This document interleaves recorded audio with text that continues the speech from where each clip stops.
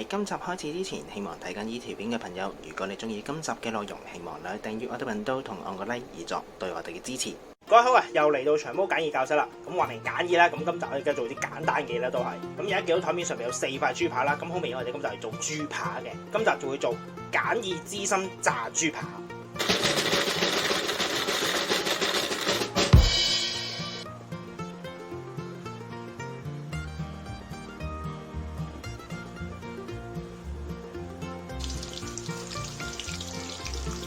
話明芝心啦，梗係唔少得芝士噶嘛。芝士咧，我哋就會用呢兩款 Mozzarella 同埋 Cheddar。咁呢啲係市面嗰啲叫包裝芝士啦，一片片嘅。其實芝士都分好多種嘅，呢啲其實你唔可以歸納做芝士，因為佢係處理過，同我哋平時食開一嚿嚿嗰啲唔同嘅。你可以話呢啲係假芝士都得嘅。芝士嘅話咧，遲下我哋會開一集專門講芝士噶啦。咁我哋就用住啲芝士先，因為最方便買到啊嘛，同埋簡單易用。會用呢兩款芝士擺落去豬扒裏邊，然後咧就攞去炸。話明炸豬扒啦，咁咪唔少得最重要嘅麵包糠啦。麵包糠我哋就會用翻上次切出嚟嘅麵包皮，攞去烘乾佢，然後再 blend， 咁就會變咗做麵包糠㗎。呢個最簡單自製嘅麵包糠方法嚟嘅。第一件事要做嘅，先喺豬扒上面落啲鹽，俾啲味佢，兩邊加少少黑胡椒，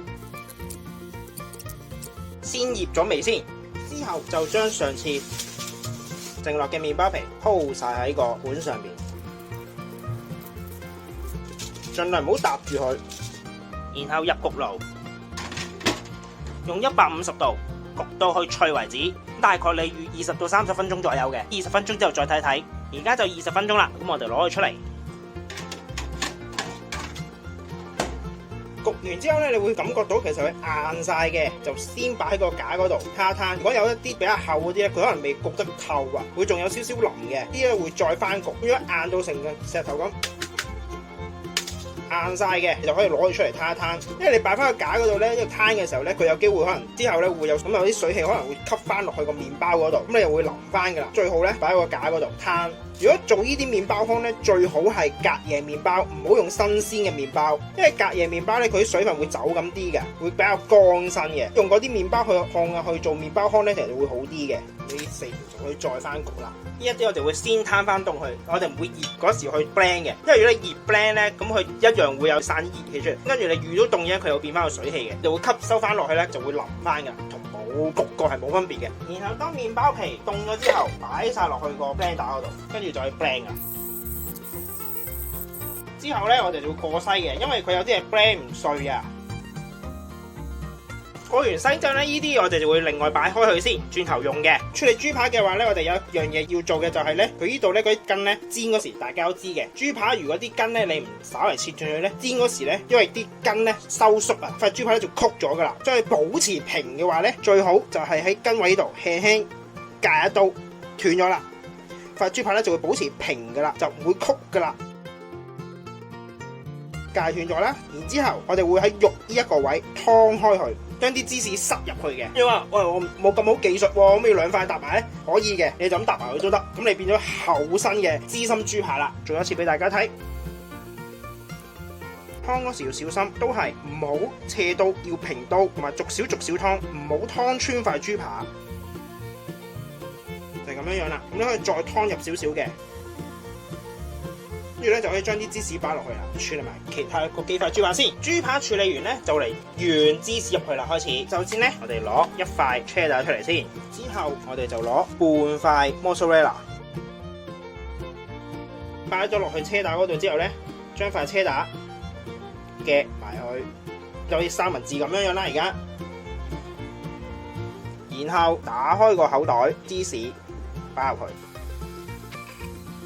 就係咁樣樣啦。就會好似一個錢包咁樣樣嚟㗎。先處理晒佢先，塞完芝士之後咧，我哋會準備麵粉、蛋液同埋麵包糠嘅。醃法係點咧？做一次俾大家睇。第一件事喺啲麵粉上邊落少少鹽啦，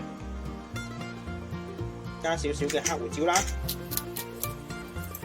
跟住攞起1塊豬扒，我哋一樣都要捏一捏個口，等佢可以黐得實少少啊。等炸嗰時咧就冇咁容易爆啊。跟住擺落去啦。兩邊醃晒麵粉啦，醃好晒之後咧，擺喺個蛋液嗰度。當兩邊都上晒蛋液啦，就會擺落個麵包糠嗰度。成塊豬扒上晒之後咧，我哋就擺喺個架嗰度。成個過程就係咁啦，就係咁簡單啦。做埋其他先，4塊豬扒都上好晒之後咧，就會擺落雪櫃度雪一雪佢先嘅。因為而家啲麵包糠咧同埋啲蛋咧而家仲係濕啊，當啲蛋係乾咗少少嘅時候咧，啲麵包糠就會上得實咗噶啦，冇咁易甩噶啦。炸嗰時，俾我哋等佢雪半個鐘先，之後我哋就攞去炸噶啦。而家就半個鐘啦，咁我哋咧就可以攞去炸啦。而家油唔需要太多，蓋過就得噶啦。油溫熱咗之後就可以落豬扒。因為其實同普通煎豬扒一樣，冇話特別咩溫度嘅，你純粹係夠熱擺落去就得噶啦。同埋因為啲豬扒比較薄啊，好快可以炸得熟噶啦，唔需要炸佢好耐。你炸得太耐咧，佢就會老噶啦。炸到佢啲麵包糠咧變咗做金黃色同埋脆面咧，就差唔多噶啦。而家差唔多噶，你見到隻色已經，我哋攞翻佢上嚟。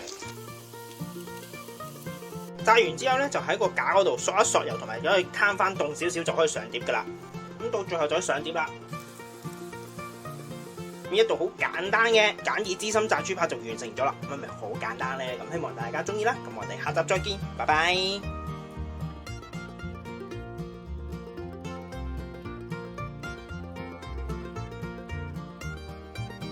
而家又切一塊俾大家睇。